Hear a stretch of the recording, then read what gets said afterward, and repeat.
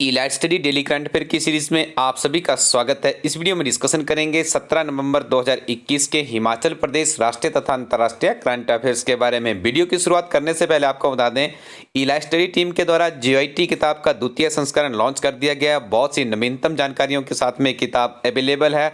संपूर्ण किताब English medium में है। सबसे पहले आपको कंप्यूटर वाला पोर्शन मिलेगा, उसके बाद 28 कंप्यूटर से संबंधित परीक्षाओं के सॉल्वर्ड क्वेश्चन पेपर इस किताब में सम्मिलित किए गए हैं, जिनको पढ़ के आपका विजन क्लियर होता है कि परीक्षा में किस तरह के प्रश्न पूछे जा रहे हैं, क्या आज की डेट में ट्रेंड चला हुआ है।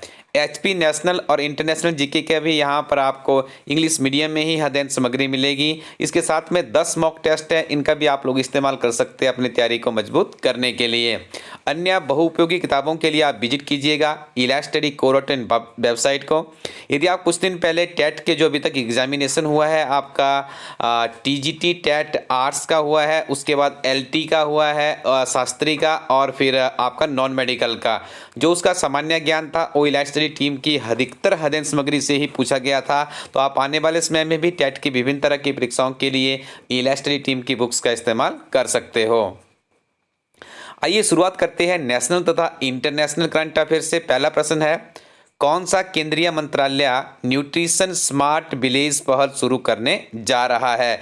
तो इस मंत्रालय का नाम है कृषि और किसान कल्याण मंत्रालय।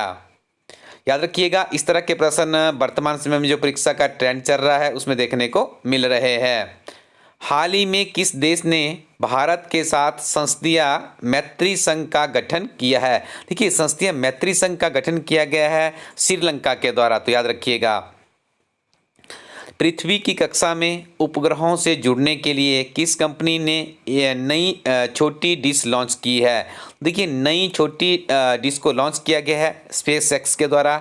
ये एक प्राइवेट निजी कंपनी है जिसका स्वामित्व अमेरिका के पास रहता है। अमेरिका कंट्री से ही इसको मैनेज किया जाता है। अरुणाचल प्रदेश सरकार ने किस तितली को राज्य तितली घोषित किया है? तो केसर ए हिंद इसको नाम दिया गया है। अलाइड सर्विसेज और नायब तहसीलदार का एग्जामिनेशन आपके कुछ दिनों में अभी इसकी एडवर्टीजमेंट आउट होने वाली है। उस परीक्षा के लिए प्रश्न बहुत ही महत्वपूर्ण है। रिटेल डायरेक्ट स्कीम और इंटीग्रेटेड ओम्बुड्समैन स्कीम किस संगठन द्वारा लॉन्च की गई है? इस स्कीम को लॉन्च किया गया है आरबीआई के द्वारा, यानी भारतीय रिजर्व बैंक ऑफ इंडिया के द्वारा। राशन आपके ग्राम योजना किस राज्य द्वारा शुरू की गई है? देखिए, ध्यान से समझ लीजिए, राशन आपके ग्राम, तो इस योजना को शुरू किया गया है मध्य प्रदेश में, जहां पर शिवराज पाटिल मुख्यमंत्री है। भारतीय जनता पार्टी की यहां पर सरकार है। मध्य प्रदेश की राजधानी है भोपाल। ये फैक्ट भी आपको याद रखने हैं। बिरसा मुंडा का जन्म कहाँ पर हुआ है? तो याद रखिएगा, झारखंड के उलीहातू गांव में। देखिए, आपको झारखंड याद रखना है। एकमात्र ऐसे नेता है जिन्हें भगवान के रूप में पूजा जाता है, और भारतीय संसद के में भी इनकी प्रतिमा लगाई गई है, जो कि एक बहुत बड़ी बात है।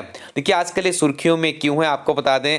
जो 15 नवंबर है, इनकी जयंती के ऊपर एक दिवस बनाने की घोषणा की गई है केंद्र सरकार के द्वारा, और 15 नवंबर को उस दिवस को बनाया भी गया है। तो आपने कमेंट सेक्शन में उस दिवस का नाम बताना है। निश्चित तौर पे ये प्रश्न किसी न किसी परीक्षा में आपको जरूर देखने को मिलेगा।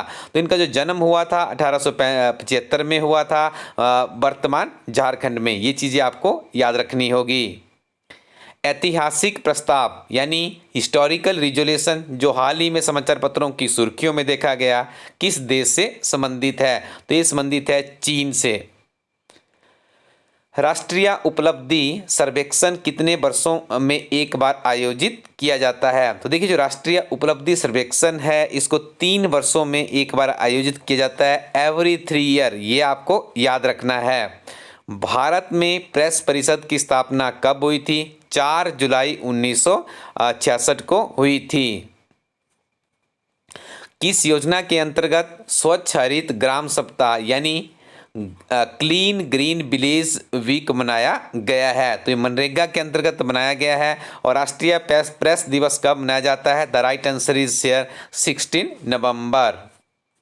आगे हम डिस्कशन करेंगे 17 नवंबर 2021 के हिमाचल प्रदेश के बहुत ही महत्वपूर्ण करंट अफेयर्स के बारे में। पहला प्रश्न है, ease of doing business ranking में हिमाचल प्रदेश को कौन सा स्थान प्राप्त हुआ है? तो हिमाचल को 7वां स्थान दर्शाया गया है। इससे पहले हिमाचल प्रदेश का 17वां स्थान था।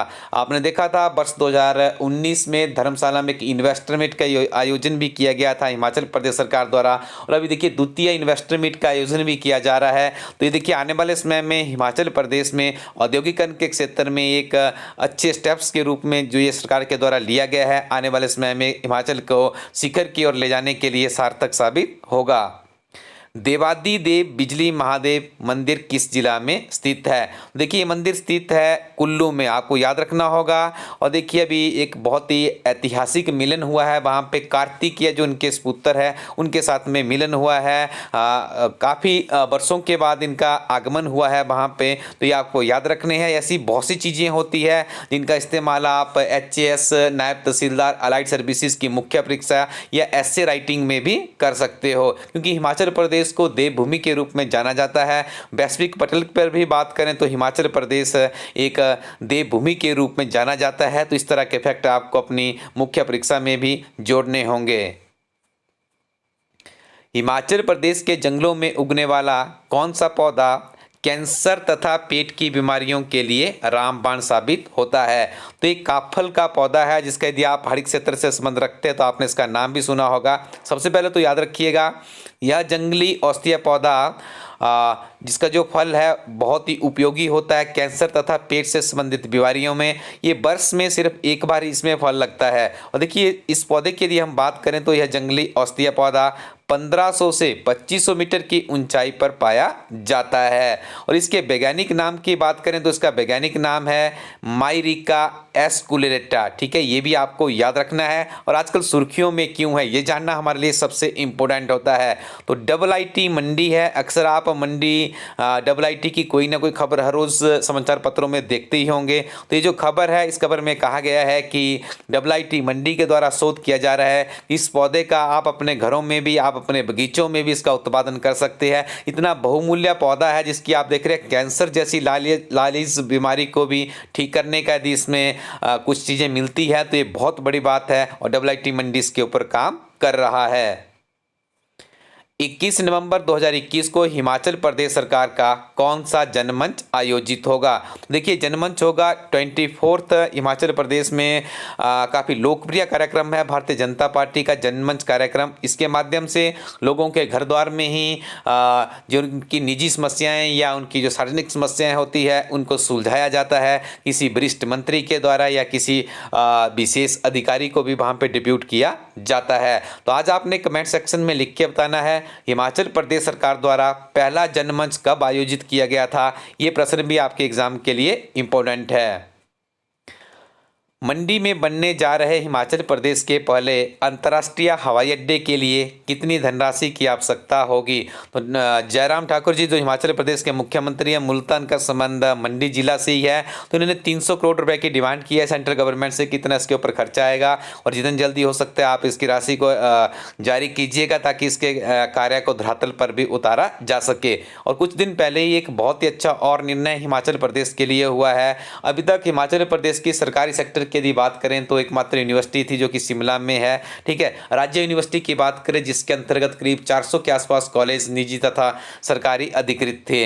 लेकिन अब हिमाचल प्रदेश सरकार द्वारा जो मंडी में सरदार वल्लभ भाई क्लस्टर यूनिवर्सिटी थी उसके स्थान पर अब उसको अपग्रेड करके वहाँ पर एक पूर्णता यूनिवर्सिटी खोलने का निर्णय लिया गया है, जिसके ऊपर एक कमेटी भी गठित कर दी गई है। तो आने वाले समय में ये यूनिवर्सिटी धरातल पर उतरती है और दूसरी तरफ अंतर्राष्ट्रीय हवाई अड्डा मंडी में बनता है तो एक सेंट्रल जिले के रूप में जो मंडी जिला जाना जाता है एक अच्छी बात मानी जा सकती है। और मंडी जिले के बारे में आप एक और चीज़ याद रखिएगा, ये बिल्कुल सेंटर में मंडी जिला है, इसकी सीमाएं किसी भी राज्य से नहीं लगती है, ये भी आपको याद रखना है।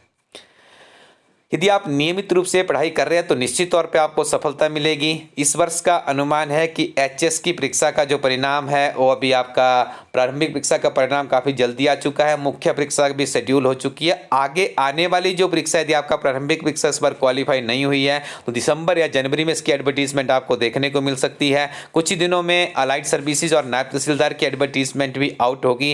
यदि आप हिमाचल प्रदेश की 3 बड़ी परीक्षाओं की तैयारी करें तो आप इस किताब का इस्तेमाल कर सकते हैं। इस किताब में आपको मिलते हैं बहुत ही महत्वपूर्ण प्रारंभिक परीक्षा के सॉल्व्ड क्वेश्चन पेपर, मुख्य परीक्षा के प्रश्न पत्र भी यहाँ पे सॉल्व किए गए हैं। इस किताब को 1 से 2 बार यदि आप रिवीजन कर लेंगे, निश्चित तौर पे आपके दिमाग में एक विजन बन जाएगा किस तरह के प्रश्न यहाँ पे पूछे जाते हैं, क्या रूपरेखा आपको बनानी होगी। इसके अलावा नियमित रूप से आप करंट अफेयर्स भी पढ़ते रहिएगा। और हिमाचल प्रदेश एक समग्र अध्ययन किताब हिमाचल प्रदेश के सामान्य ज्ञान को मजबूत करने के लिए एक बेहतरीन विकल्प है। इलास्टडी कोरोटीन वेबसाइट पर जाकर के या फ्लिपकार्ट पे भी इलास्टडी टीम की बुक्स अवेलेबल है, वहाँ से भी आप ऑर्डर कर सकते हो। Thank you very much, keep watching इलास्टडी यूट्यूब चैनल।